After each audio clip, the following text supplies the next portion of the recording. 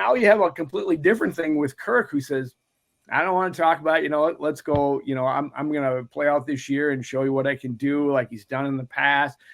What is going on there? Why is he doing that?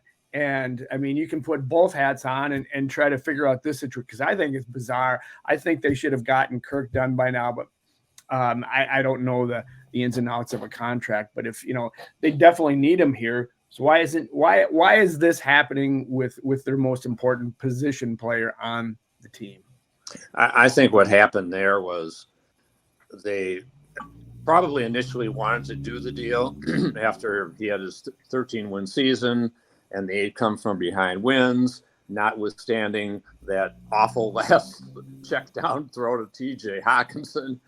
But I think they probably would have liked to have gotten him extended, probably in that $35 to $40 million a year range. And then Daniel Jones signs for $40 million a year. And you got Kyler Murray at 46 a year. Jalen Hurts gets 51 a year. Justin Herbert gets 52 a year.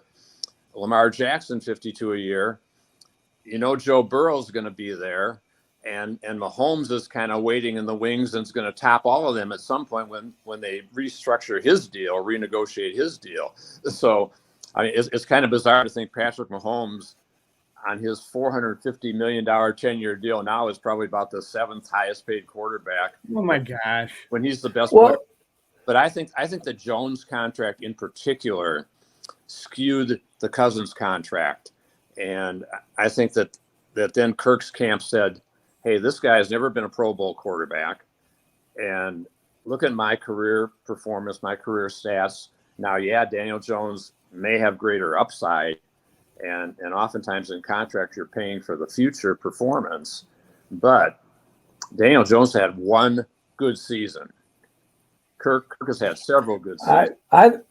I think that game at the U.S. Bank Stadium got Daniel Jones paid, got Ed Donatel fired, and it got them thinking about Kirk's future again. But where he, like you mentioned, 13 wins, the comebacks.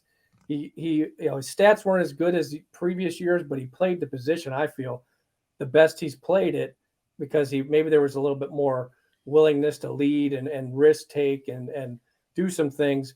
But that game kind of flipped everything around, and the after effects of that. I mean, but Daniel Jones, I agree 100% that there's a lot of people looking at that contract and going,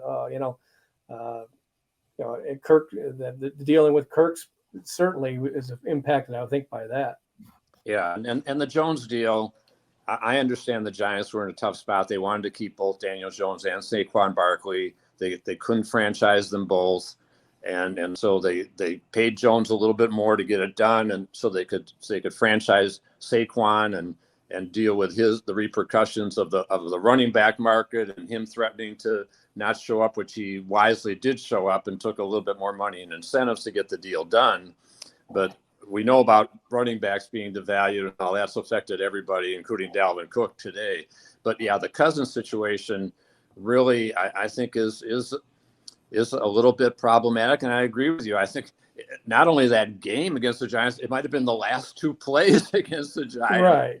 When he throws a little bit behind KJ Osborne on third down. Yep. And which he beat himself up over in the Netflix special, which was really interesting to hear. And then the fourth down play where he checks down, and I think a lot of people forget in that game he didn't have Brian O'Neill, who was out with his Achilles. Yeah. He had Garrett Bradbury coming back from a back injury facing Dexter Lawrence. Yeah. And on that last play, Lawrence does a little twist and beats Ezra Cleveland, and he's in Cousins' face as he's checking it down. Now, right. I still say, hey, Kirk, throw it up to JJ. Give him a chance, like you did in Buffalo, and then no one would complain, even if it was intercepted, because you went to your best player and you gave it a shot, even though he was double covered. And who knows if Jefferson comes down with it. I think that was his fatal mistake in that particular situation, and that may have, as you said, Mark, played into the whole repercussions in the offseason. and that deal did not get done. If he wins that game, if he completes the pass to Jefferson, goes down, wins in overtime, regardless of what happens in Philadelphia,